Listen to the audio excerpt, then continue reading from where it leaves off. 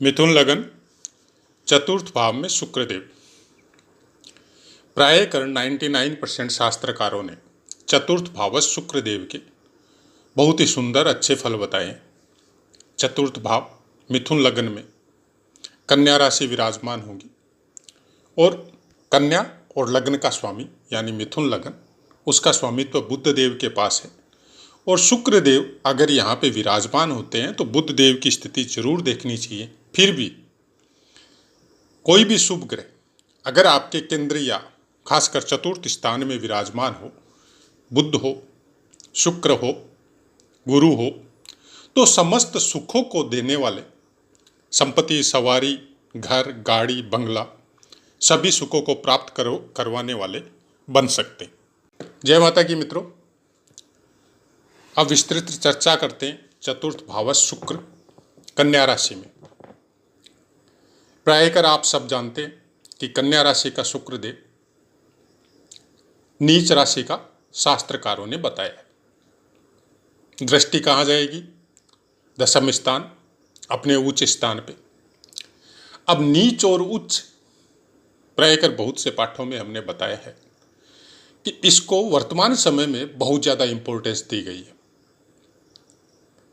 लेकिन अगर इस दिशा बल मिल रहा है, केंद्र का बल मिल रहा है, तो फिर उसकी श्रेणी बहुत न्यून हो जाती है। यहां पे शुक्रदेव चतुर्थ स्थान में बैठ के बहुत अच्छे फल आपको प्राप्त करवा सकता है। कुछ चीजों में यह आपके मन में चलने वाले द्वंद्व को समाप्त कर सकता है, क्योंकि चतुर्थ स्थान आपके हृदय का भी है, आपकी माता का भी, आपके सुखों के संबंध में। अच्छा घर हो, अच्छी गाड़ी हो, अच्छी सवारी हो, अच्छा मान सम्मान हो, यह सब चीजें अकेला शुक्रदेव, चाहे वो नीच राशि में विराजमान हो, आपको प्राप्त करवा सकता है। ज्ञान से धन की प्राप्ति और उसी ज्ञान के द्वारा बहुत सा मान सम्मान और नाम, और उसी ज्ञान के द्वारा धर्म में प्रवृत्त, धार्मिक कार्य करने वाला,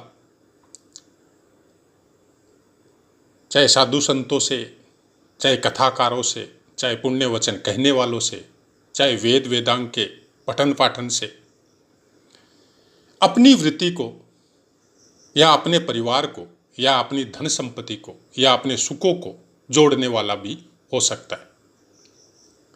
कुछ मत भिन्नता यहां पे कई जगह में आती है, कई बातों पे आती है, लेकिन जहां तक बात आती है कि अच्छे फल या बुरे फल, उसके विषय में इतना ही कहा जाता है कि 99% शास्त्रकारों ने अच्छे ही फल शुक्रदेव के यहां पे बताए हैं। अब अगर कुछ विशेष चर्चा में जाए तो नवमांश में अगर आप देखें कि कन्या राशि पे कोई भी ग्रह जब चतुर्थ स्थान हो, चाहे किसी भी स्थान में विराजमान हो, तो पहला नवमांश मकर का आएगा और उसी अनुसार हर 3.20 डिग्री के बाद में मकर, कुंभ, मीन, मेष, वृष, मिथुन, कर्क, सिंह, कन्या तक जाएगा। मतलब अगर आपका शुक्रदेव चतुर्थ स्थान में कन्या राशि पे विराजमान है तो लास्ट के अंश मतलब 26.40 डिग्री के बाद में 30 डिग्री तक ये कन्या के नवमांश में होगा। तब थोड़ी स्थिति थोड़ी भिन्न हो सकती है, क्योंकि नवमांश में भी नीच होगा और लग्न कुंडली में भी नीच स्थान में विराजमान होगा। अब वो लग्नानुसार, लग्न के कितने अंश है उसके अनुसार पता चलेगा कि नवमांश कुंडली में कौन से स्थान पे विराजित हुआ है। कोई छोटी मोटी बात या कोई साधारण सी बातें नहीं है इसके विषय में कि हम लोग तुरंत फल इसका प्राप्त कर सके। ज्योतिष में बहुत से तरीके हैं किसी भी ग्रह के बल को देखने के लिए, उसके एक्चुअल फल को जानने के लिए। लेकिन एक बात निश्चित है कि चतुर्थ स्थान का शुक्रदेव आपको सुखों के बारे में या सुखों की पूर्ति के बारे में, चाहे वो कितना भी हेल्प करे, लेकिन करेगा जरूर।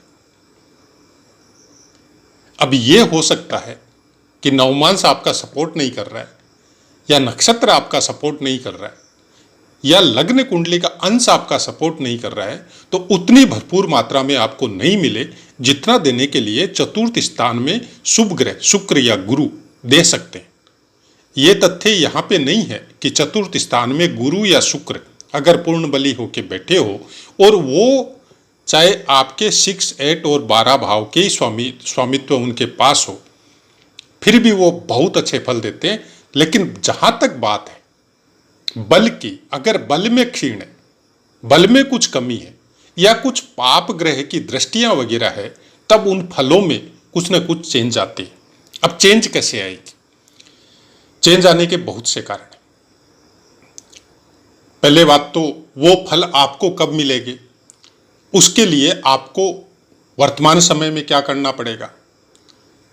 शुक्र देव के फलों को जानने के लिए या फलों को पाने के लिए हमारे अनुसार हमने जितना रिसर्च या अभ्यास किया है, चाहे अपनी कुंडली हो, चाहे परिवार की हो, चाहे और बच्चों की हो। जैसे मेरे खुद के एक बच्चे के शुक्र की महादशा चल रही है, कुछ चीज़ें उसको मैंने रेस्ट्रिक्ट कर दी कि ये काम कोई भी हालत में नहीं करना। मानता है बात, मानेगा, क्योंकि गुरु सूर्य की युति अगर साथ में हो तो वो बच्चा अपने माता पिता की मानेगा तो वो सफल होगा।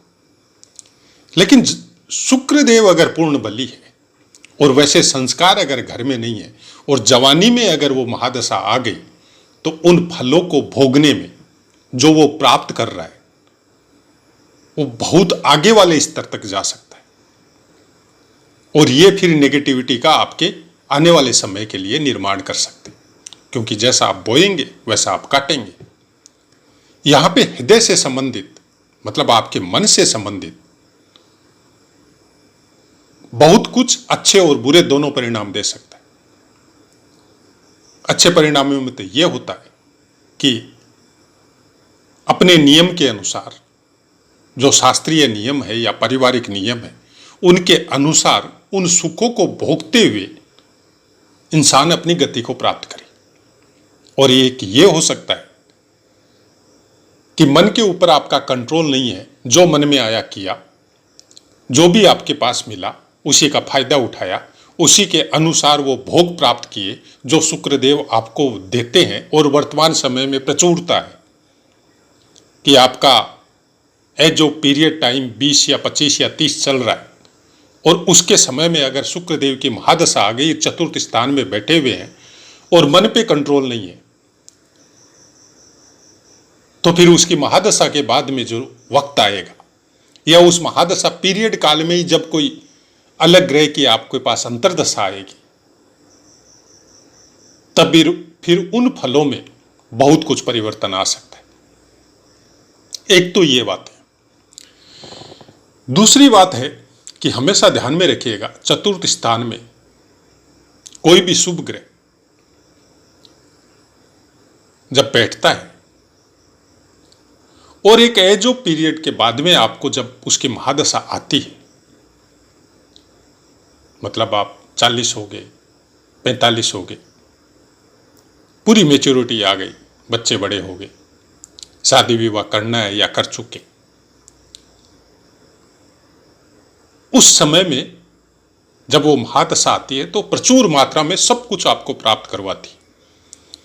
सवारी हो सकती है, गाड़ी हो सकती है, घर हो सकता है, इनकम के साधन एक से अनेक हो सकते हैं और हर तरफ सुख का वातावरण होता है। और उसी सुख के वातावरण के समय में ही आपको पता चलता है या पता करवाता है वो चतुर्थ स्थान का ग्रह कि आपके साथ कौन खड़े हैं और आपकी धन संपदा और वैभव के साथ कौन खड़े हैं, क्योंकि मैच्योरिटी आ चुकी है आपके अंदर और आपको पता चल जाता है। और सुख के समय में आपको एक्चुअल पता चलता है कि इंसान का जीवन क्या है, किस लिए आए हैं, क्या करना है। हाँ, कुछ ग्रह योग ऐसे होते हैं कि उस तथ्यों का आपको सही तरीके से हो सकता है पता नहीं चले और कुछ अलग लाइन आपकी हो सकती है। लेकिन यह जरूर है कि एज के किसी न किसी पीरियड में चतुर्थ स्थान में बैठा हुआ शुभ ग्रह आपको सत्य से परिचय करवाता है। ये कुछ एक्सपीरियंस है लाइफ के जो आपको पुस्तकों में देखने को कम मिलेगा। जब त्रिकोण की बात आती है तो चतुर्थ स्थान मोक्ष त्रिकोण में आता है, और जब इसके विषय में आप थोड़ा गहन अध्ययन करेंगे, अगर आप ज्योतिष में रुचि रखते हैं, तो आश्चर्यजनक परिणाम आते हैं कि चतुर्थ स्थान सुख का स्थान बोला जाता है जन्म पत्री, फिर वो मोक्ष त्रिकोण में क्यों? कुछ ज्यादा डीप चर्चा नहीं करेंगे क्योंकि पाठ फलों के विषय में चल रहे।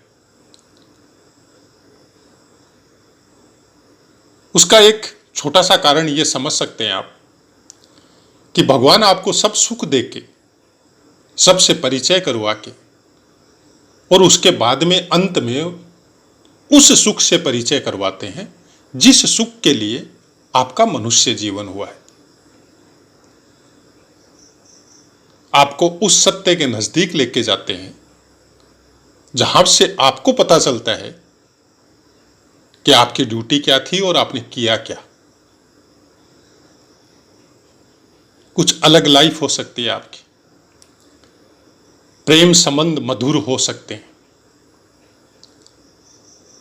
क्योंकि एक एज के बाद में जब चतुर्थ स्थान के शुभ ग्रह की महादशा जब आपको चालू होती है, तब आपके हृदय में वो परिवर्तन होता है, चाहे वो बच्चों के प्रति हो, चाहे अपनी माता या स्त्री के प्रति हो, चाहे आम जनमानस के प्रति हो, और अगर आप अध्यात्म लाइन में है तो आपके ईश्वर के प्रति हो।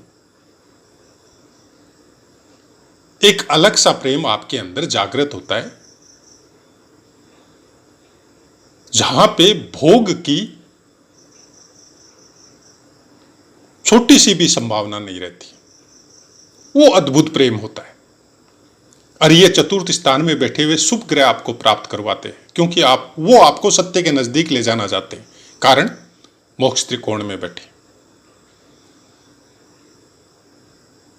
ये कुछ डेफिनेशन है हमारी तरफ से चतुर्थ स्थान में शुभ ग्रह बैठे हुए उनकी। क्रूर ग्रह का अलग मैटर है या पाप ग्रह का अलग मैटर है, लेकिन शुभ ग्रह आपको सही दिशा में ले जाने की कोशिश करते हैं, बशर्ते आप उस पीड़ा को समझ सके, उसकी बातों को समझ सके कि ग्रह आपको कहना क्या चाहते। शुभ ग्रह कभी भी किसी भी जातक का या किसी मनुष्य का पतन नहीं करते। उनका पीड़ा देने का कारण केवल इतना रहता है कि आप सही चलो, सही से समझ सको,